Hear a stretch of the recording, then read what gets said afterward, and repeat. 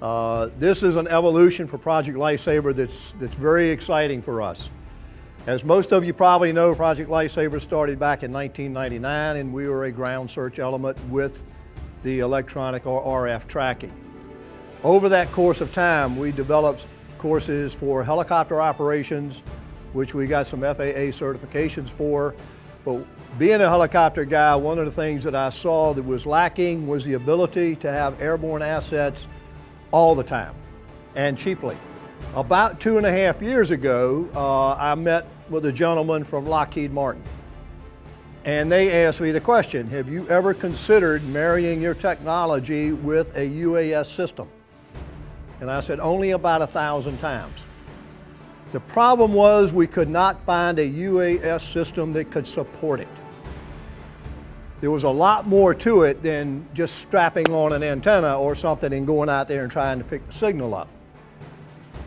I had an engineer that was developing an antenna. I married those two together, Lockheed Martin, and they came up with the PLI Indigo UAS system.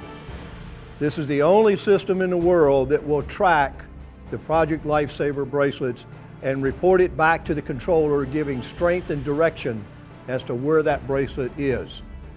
Now, when we talk about this particular system, you'll see it in the back, and we'll take outside and demo it. This is not an off-the-shelf UAS system. This system was designed primarily for law enforcement and the military. Now, and a key word there is, if I say this around the law enforcement, the fuselage is Kevlar, so that ought to be a signal to you. It is flown quite a bit by the military and special operations units. The antenna is a snap-on system. It'll snap on and off in a matter of about 15 seconds. Can then be replaced with a camera system, which includes infrared, video, and still pictures. So therefore, we were able to bring this on board. We've got about 6 agencies now that have it or are in the process of bringing it on board. The advantages, as anybody that flies knows, especially helicopters, is the cost factor, easy to operate. You can carry this thing around in the trunk of your car, arrive at the scene, and deploy it in about 5 minutes. It all comes out, snaps open, you do a little pre-flight, and you're in the air. It gives the RF signal tremendously increased range.